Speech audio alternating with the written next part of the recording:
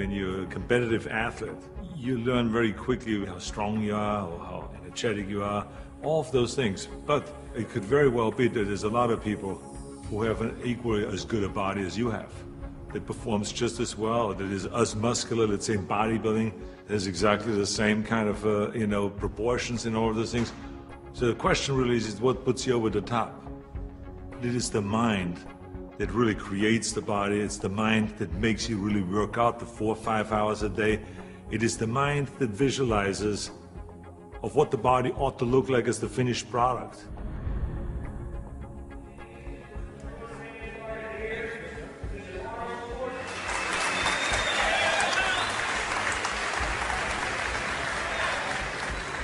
Hello everybody. For the last 2 years, I've been doing exhibitions like this all over California in various institutions, in prisons, in hospitals and so on. And I've been having a great time, and it's a very satisfying thing for me to do, to spend one day every month to come to one of those places and to help the guys with their training and so on. When I used to do seminars on how to become a champion, I would always ask people, why do you want to be a champion? Or what do you want to accomplish? Why are you training? And they will, if a guy will get up and he will say, well, I want to train because I think that if I get muscular and I feel like I'm getting the kind of definition, then I maybe can enter a bodybuilding competition. I said, sit down. I said, if you think this way, you're going to be a loser. You're never going to make it because there's no maybe. You got to get up and say, I want to be a champion. And I do whatever it takes. The amount of hours it takes, the posing, the this, the that, the visualization, looking at training footage, looking at motivational books, reading this, reading, whatever it takes, I would do. That's the answer I want to hear from you. You can detect right away those that are going to be shaky and that will fall behind and they will not go all the way, and those that are very hungry. And that hunger you have to develop because you have to create a goal for yourself, whatever that may be, a short-term goal and a long-term goal, and you got to go after that. And if you do not see it, and if you do not believe it, who else will? The body is very important, but the mind is more important than the body. We have to visualize what that body ought to look like in order to make it win, because that's what creates then the will that you need to go to the gym every day. The will that makes you go into the 4 reps, the will that makes you go beyond when you do your 500-pound reps in the squats and you can't do another rep and your body is shaking. It's the will that makes you go one more time down and struggle up one more time. And so it's all of this, so the mental aspect that motivates you and that makes the difference between you being in the gym full of joy and looking forward to doing that extra rep and looking forward to doing those extra 100 reps in the sit-ups and working past the pain barriers. That all is the mind. That's not the body. So this is why I think the body is very important, but the mind is more important than the body. So you got to go to the gym and feel like every rep that you do is getting you one step closer to that goal, to make that vision that you have turn into reality. And that's why when you look at pumping iron, for instance, you can see that we always had great joy in the gymnasium. And people always were saying, why would you laugh and have a good time? You're working at 5 hours. Well, we did because I knew that every workout, every 5 hours would get me closer to becoming the Mr. Olympia or the Mr. Universe or the Mr. World and all those things. And I think that if you think that along the way you're not going to fail, then you're blind. Because there's no one that I've ever met, no matter how successful they are, that haven't said that they had their failures along the way. You have to. I mean, the only way that you really know that you can lift 500 pounds is if you're willing to fail. So if you're afraid of failure, then you will never grow. The people that grow the furthest are the people that really don't care. They fail or they make it, they're going to take that risk because that's what you have to do.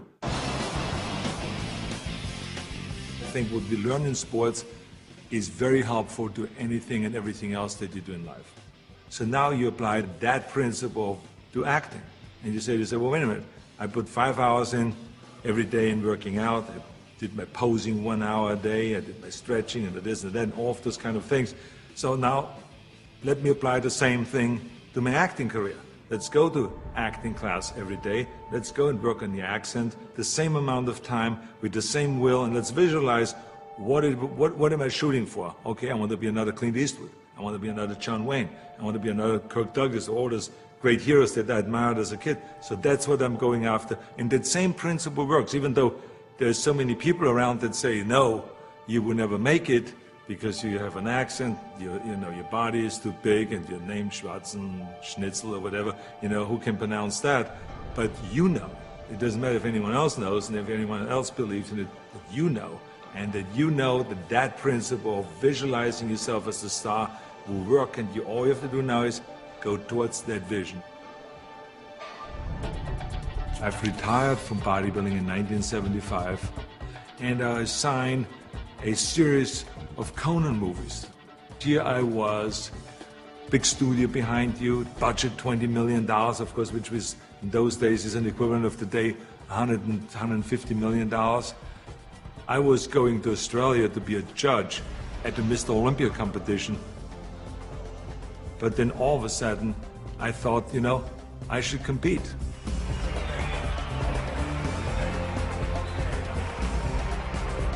I think the competitors felt very disappointed. So they felt kind of, why would I do that? Why would I take that trophy away from them when I have everything else on the plate?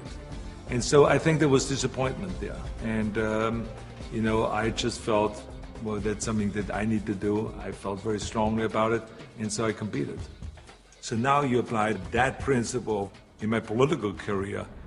This historic election has come about because there's a tremendous disconnect between the people of California and the leaders of California. I'm running for governor to lead a movement for change. I want to be the people's governor.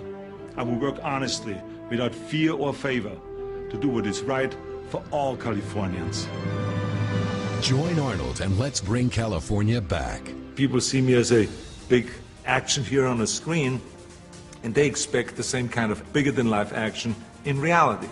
That's why in my political career, people always say to me, well, but this is politically risky to go and start, for instance, talking about prison reform.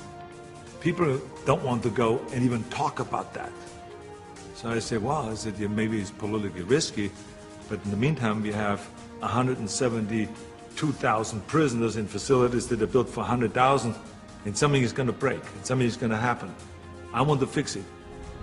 I feel very strong that I can bring people together. I feel very strong that I could unite Democrats and Republicans, all of those things. And I knew exactly what needed to be done to turn the economy around, to bring jobs back, to bring businesses back, to reform, workers' compensation, and to do all of those things. I knew there's certain things that we have to do to turn the economy around and to make people in California feel like that this is, in fact, a golden state. And true enough, after I have announced, and after I ran, and after I won, all of the things that I've planned became a reality.